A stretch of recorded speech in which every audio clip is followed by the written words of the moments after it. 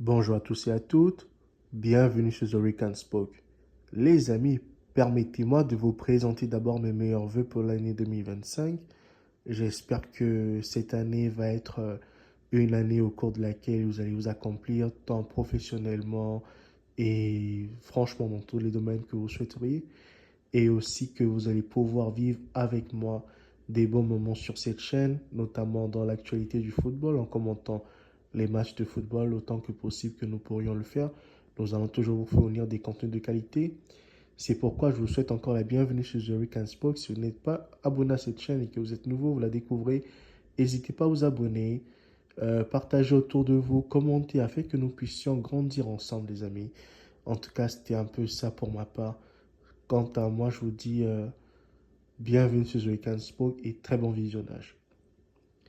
Alors aujourd'hui, nous avions assisté à la rencontre ayant opposé le FC Valence au Real Madrid, les amis. Franchement, c'était une rencontre attendue, d'autant flippante pour les supporters du Real parce que vous savez, hein, le Real Madrid affrontait l'une de ses bêtes noires, les gars. Le FC Valence est une bête noire du Real. Même quand Zidane était entraîneur, il y avait les Ronaldo qui jouaient, Cristiano Ronaldo notamment. Le FC Valence posait toujours des problèmes au Real Madrid. La saison passée, le Real Madrid s'est fait voler sa victoire dans les tout derniers instants du match.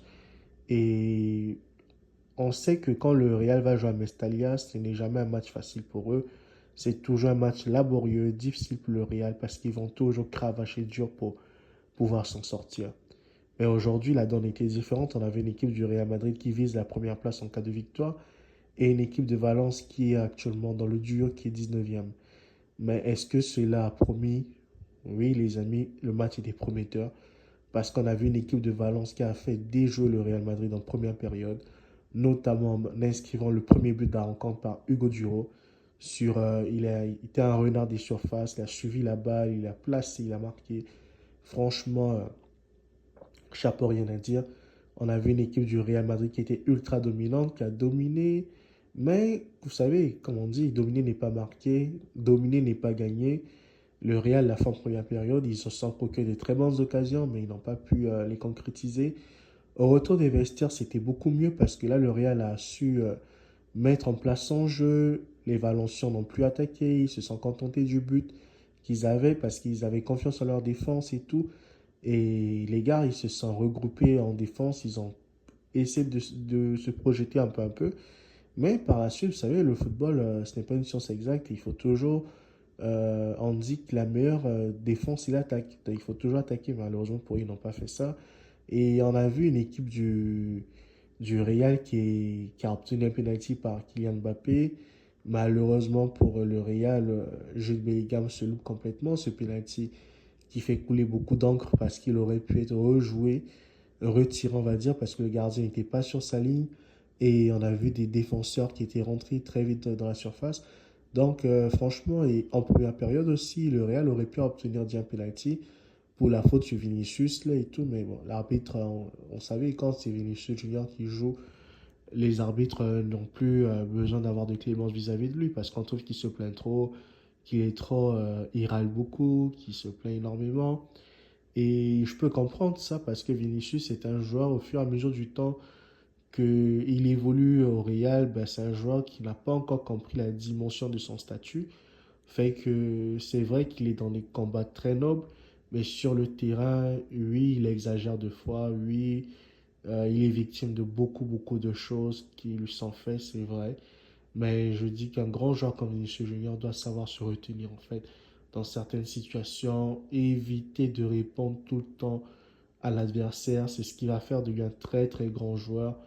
Franchement, Vinicius, s'il arrive à canaliser ça, il sera le meilleur joueur du monde, les gars. Parce que c'est un joueur talentueux, un joueur exceptionnel, mais il n'a pas la maîtrise de soi. Et ça, c'est pas bon pour le joueur qu'il est. C'est pas bon pour sa carrière. C'est pas bon pour le statut qu'il a en ce moment. Et c'est déplorable, en fait, pour Vinicius Junior.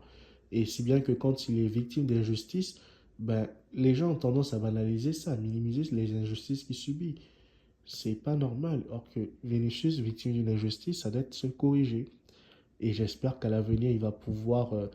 En fait, que ce match lui serve de déclic et qu'il sache qu'il ne doit pas répondre à tout et n'importe quoi sur un terrain de football, en fait. Donc, pour ma parenthèse, Vinicius, c'était ça. Par la suite, on avait un Kylian Mbappé qui avait marqué un très beau but, les gars. Franchement, pour moi, il n'y a pas hors-jeu sur cette occasion. Mais bon, c'est un enjeu imaginaire de l'arbitre, hein.